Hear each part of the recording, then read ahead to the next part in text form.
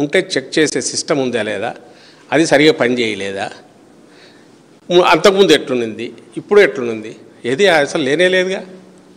అవేమీ లేకుండా 1924 మధ్య 2019-2024 మధ్య 20 కోట్ల లడ్ల దాకా అడల్టరేటెడ్.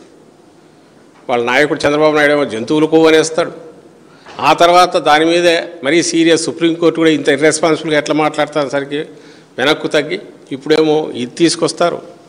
అసలు నెయ్యే లేదంటారు, లేదా కొంచెం నెయ్యి ఉంది మిగిలిందంతా పామోలేని ఇది కలిపినారంటారు. ఇది ఇర్రెస్పాన్సిబిలిటీ పీక్. అసలు దానికి సంబంధించి మిగిలినవన్నీ నువ్వు ఏ బేసిస్ మీద ఉన్నాయంటే దానికి సమాధానం లేదు. పోనీ ఈ కంపెనీలు ఆకాశంలో చూపిపడినాయి నీ హయాంలో కూడా ఉన్నాయంటే దానికి సమాధానం లేదు. పోనీ రేట్లకు సంబంధించి అంతకుముందు ఏమన్నా నువ్వు 1000 రూపాయలు 2000కు తీసుకుంటానేవా, ఇప్పుడు 300 అనేది వైబిలిటీ కాదనడాక దానికి సమాధానం లేదు. ఇదే 319 కాకుండా ఒకవేళ 700కు చేసింటే ఒకేసారి ఇంత పెంచినారు కాబట్టి ఎంత కమిషన్ దాన్ని కూడా నిండొచ్చు.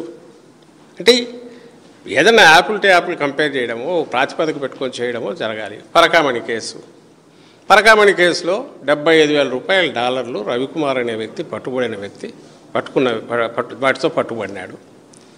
దానికి సంబంధించి లోక్ అదాలత్లో కాంప్రమైజ్ అయ్యి కేసు వెనక్కు తీసుకునేందుకు బదులుగా 14 కోట్ల పైగా రూపాయల విలువ గల ఆస్తులు టీటీడీకి ఇచ్చాడనేది ఈరోజు కేసు.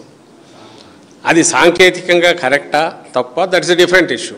క్వశ్చన్ చేయొచ్చు దాన్ని, కోర్టు ఈరోజు దాంట్లో కూడా వేలు పెట్టేది. That's a different issue. అక్కడ జరిగిన దానికి సంబంధించి అది సాంకేతికంగా తప్పు అయితే ఎవరు ఆన్సర్ ఇవ్వాలో దాన్ని చూడవచ్చు. బట్ దీనివల్ల ఎవరన్నా బెనిఫిట్ పొందారా, దానికి సింపుల్ ఒకటే, ఏది ఎవరి పేరు మీదన్నా రవికుమార్ అనే అతను కానీ ఆ వ్యక్తి ఎవరైతే ఈ పరకామణిలో చోరీ చేస్తూ పట్టుకుపడ్డాడని ఆయన కుటుంబ సభ్యుల పేర్ల మీద ఉన్న ఆస్తులు ఎవరికైనా వైఎస్ఆర్సీపీకి సంబంధించిన వాళ్ళకి కానీ అప్పుడు టీటీడీతో సంబంధం ఉండేవాళ్ళు కానీ వాళ్ళ కుటుంబ సభ్యులకు కానీ ఇంకోరికి కానీ రిజిస్టర్ అయ్యాయా ఆ పీరియడ్లో చూస్తే ఫస్ట్ తెలుస్తుంది మోటివ్. బెనిఫిషియరీ వాళ్ళకి బెనిఫిట్ వచ్చింది కాబట్టి చేసింటారు అనుకోవడానికి. నువ్వు ఆ వైపు అసలు చూడవు. అసలు దానికి సంబంధించి ఇంతవరకు ఆన్సర్ లేదు.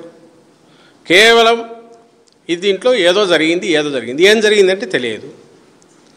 ఎక్కడ ఎవరు ఆస్తులు ఉన్నాయో తెలియదు, ఆస్తులు ఎవరికైనా ఇచ్చారో తెలియదు, దాని మీద నీ ఆరోపణ అయితే తెలియదు.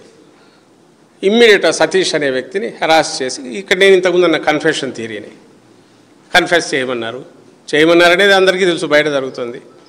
ఆ ప్రెజరు ఇదైంది అతనికి. రెండవసారి మళ్ళీ పిలిచిన దాంట్లో అతను అయ్యాడు. రాగానే ఇమ్మీడియట్లు అసలు ఏమీ లేకుండానే దానికి మీరు ఆత్మహత్యని ఎట్లా మీరు ప్రెజర్కు లోనై ఇదయ్యాడని మీరు ఎట్లా అంటారు మమ్మల్ని అడుగుతారు. ఎందుకంటే జరిగింది కాబట్టి.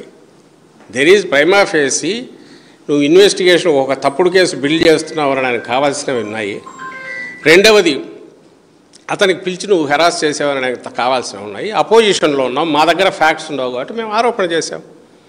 నువ్వు దానికి సంబంధించి ఆన్సర్ ఇవ్వాల్సిన వచ్చి పోలీసులు అక్కడ ఉండి వాళ్ళంతటా వాళ్ళే ఇది హత్య అని తేల్చేసి, అది కూడా ఎవరైతే అనుమానితులు ఉన్నారో వైఎస్ఆర్సీపీ, ఇంకా టీడీపీ అయితే వాళ్ళ అఫీషియల్ హ్యాండ్లో వైఎస్ఆర్సీపీ చేసిన హత్య, జగన్మోహన్ రెడ్డి గారు చేయించిన హత్యని పెట్టేస్తారు. అంటే ముందే నువ్వు డిసైడ్ అయ్యావు పెట్టుకోవాలనుకున్నది. ఆ కేసు అలాంటిది. ఇది దీంట్లో టీటీడీ లడ్డూకు సంబంధించి అయితే ఏ రకంగా తప్పు, ఏ రకంగా కంపెనీలో ఏమైనా తేడా అంతకుముందు ఏమన్నా దీంట్లో ఉందా, ఇప్పుడు ఏమైనా తేడా వచ్చిందా,